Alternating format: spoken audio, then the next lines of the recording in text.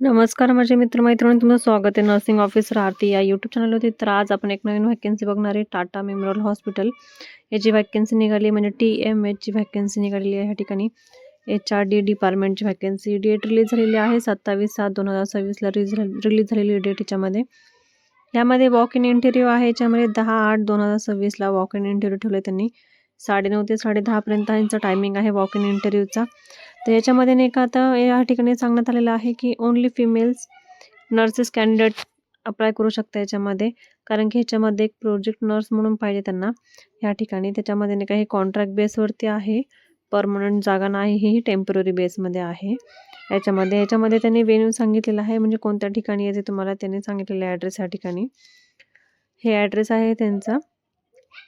आणि क्वालिफिकेशन त्याच्यामध्ये त्यांनी सांगितलेलं आहे की याच्यामध्ये क्वालिफिकेशन GNM नर्सिंग झालेलं पाहिजे आणि BSc नर्सिंग, म्हणजे GNM वाले पण ह्या ठिकाणी भरू शकता आणि ज्यांचं BSc नर्सिंग झालेलं आहे त्यांनी पण अप्लाय करू शकता.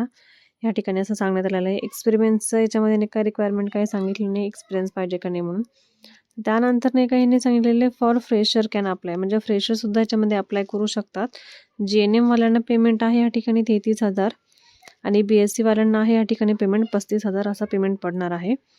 त्यानंतर या ठिकाणी सांगितलं आहे कॅन्डिडेटसाठी की वन टाईमचा ॲडिशनलचा अमाऊंट ह्या ठिकाणी देण्यात येणार आहे 1500 म्हणून.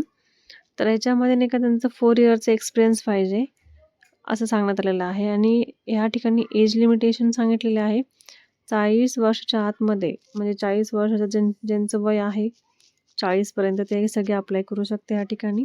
त्यानंतर या ठिकाणी सांगण्यात आलेलं आहे की सिलेक्शनचे जे कॅन्डिडेट आहेत त्या ठिकाणी, म्हणजे सिलेक्शनचे जे आपले स्टाफ नर्स वगैरे होणार आहेत त्यांचं नाही का वर्क हे टाटा मेमोरियल हॉस्पिटलचं पिरियडवरती 1 इयरचं असणार आहे.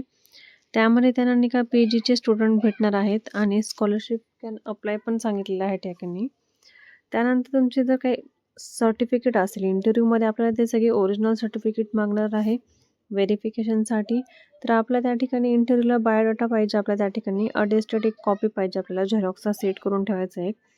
त्यानंतर आपले जे कोणते ओरिजिनल डॉक्युमेंट आहेत, date of birth certificate, qualification, education certificate आणि रिसेंटली पासपोर्ट फोटो साईजचं नाही का, हे सगळे आपल्याला अटॅच करून त्यांना द्यायचं आहे त्या ठिकाणी. आणि महाराष्ट्र नर्सिंग काउन्सिलिंगचं ह्या ठिकाणी रजिस्ट्रेशन पाहिजे. आणि विशेष म्हणजे आपलं त्या ठिकाणी हेपॅटायटिस Bचं वॅक्सिन हे ऑलमोस्ट या ठिकाणी डोस आपला डन झालेला पाहिजे. त्याचं सर्टिफिकेट असं ते कंपल्सरी त्या ठिकाणी दाखवायचं आहे, त्याची रिसिप्ट वगैरे.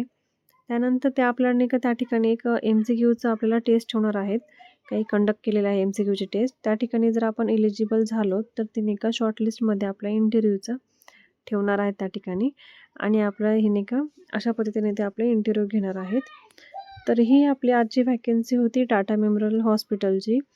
तसंच त्याला टाटा मेमोरियल सेंटरसुद्धा म्हणतात.